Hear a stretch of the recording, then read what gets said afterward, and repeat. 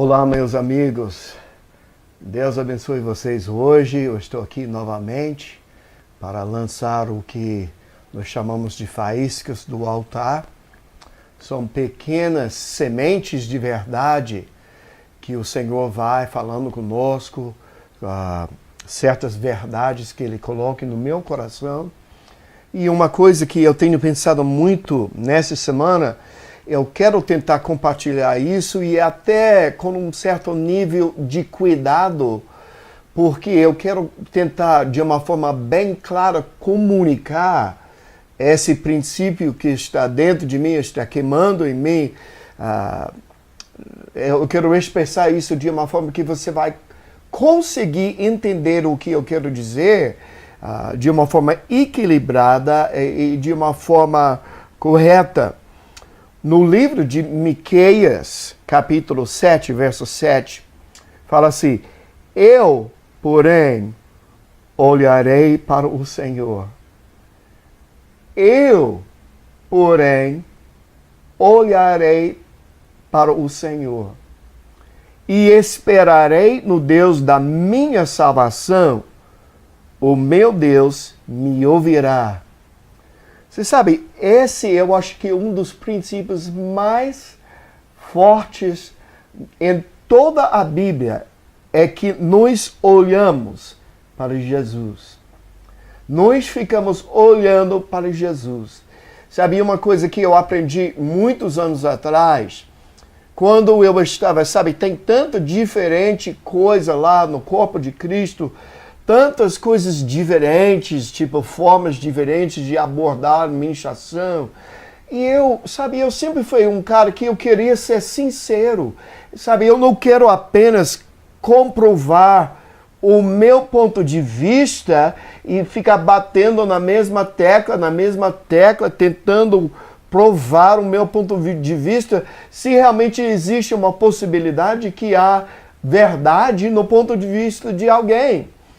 Então, no início eu examinei muito, eu li de várias fontes, eu li de vários diferentes ministros, tentando entender qual é a vontade de Deus. E eu descobri uma coisa por experiência prática, eu descobri que aqueles que ficam o tempo todo olhando para o inimigo, olhando para a batalha, olhando para o demônio, olhando para os problemas, o que manifesta na vida desse tipo de cristão é Satanás, demônio, batalha e problema.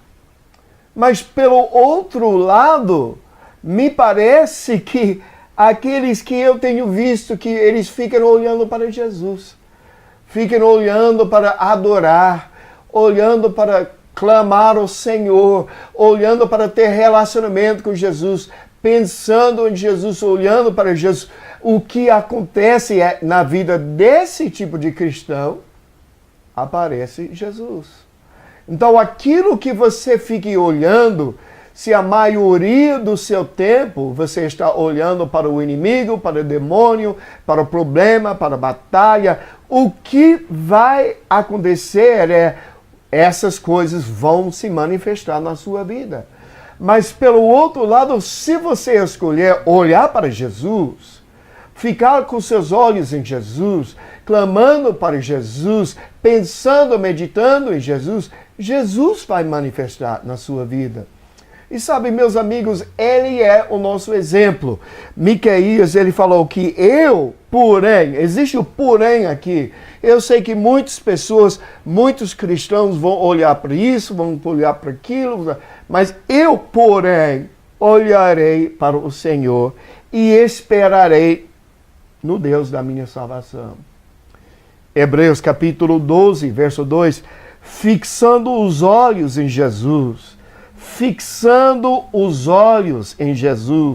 o autor e consumador da nossa fé, o qual, por causa da alegria que lhe estava proposta, suportou a cruz, não fazendo caso da vergonha que sofreu, e está agora assentado à direita do trono de Deus.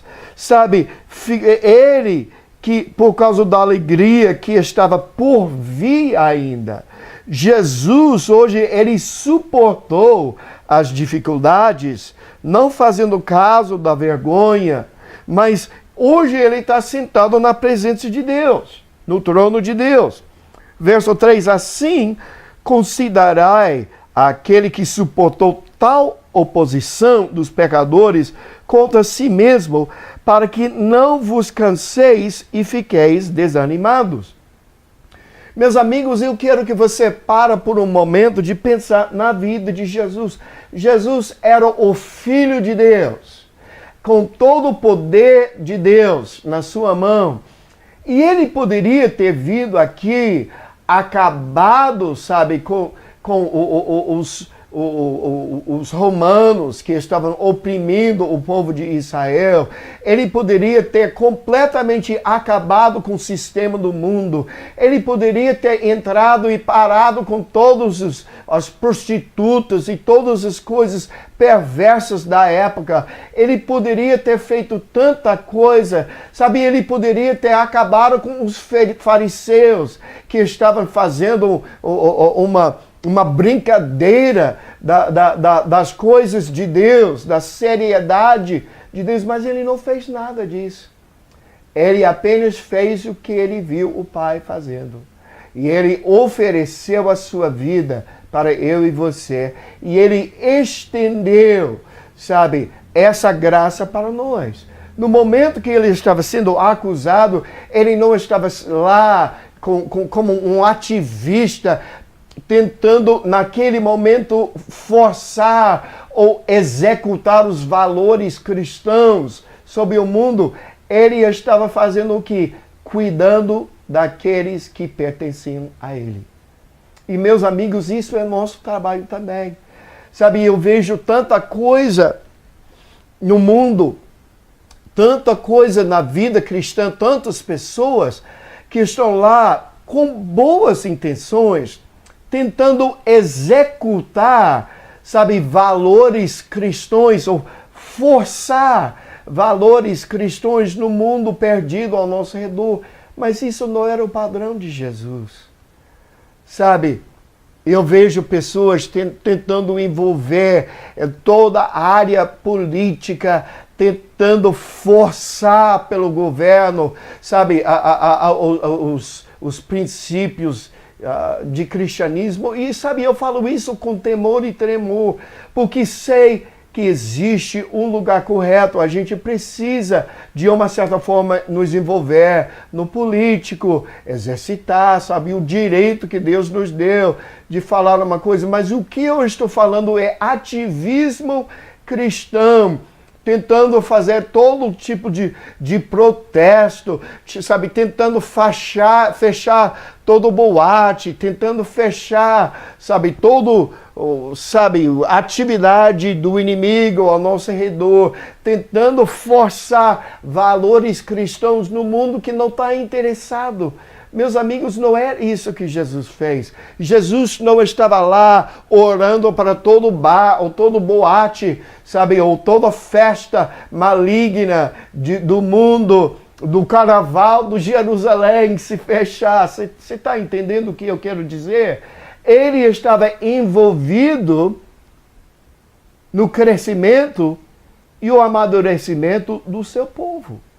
Porque vai chegar um determinado dia, quando Jesus volta na sua plenitude, com o propósito de estabelecer o seu reino. Então, ele vai pegar os cristãos maduros junto com ele, e ele vai fazer, não vai ser ninguém para discutir, para resistir. Ele vai forçar, executar os planos do reino de Deus neste mundo. Até então, sabe, não é para nós ficarmos tão preocupados com as coisas do mundo, as coisas de fora, batalha espiritual, batalha política, batalha, sabe, de coisas em nosso bairro, sabe. Mantenha os seus olhos em Jesus Eu, porém, olharei para o Senhor e esperarei no Deus da minha salvação, porque o meu Deus me ouvirá. Sabe, na parábola do trigo e o joio, Jesus, em Mateus capítulo 13, versos 24 a 30, Jesus contou uma parábola dizendo: o reino dos céus é como um homem que semeou boa semente em seu campo. Mas enquanto todos dormiam, veio o seu inimigo e semeou o joio no meio do trigo e se foi.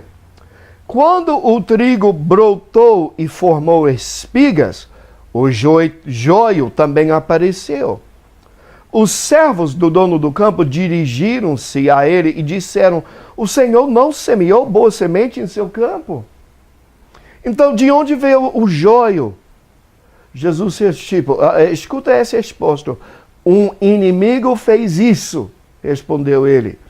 Os servos lhe perguntaram: o Senhor quer que o tiremos? E eu creio que isso é o que nós deveríamos estar perguntando ao Senhor.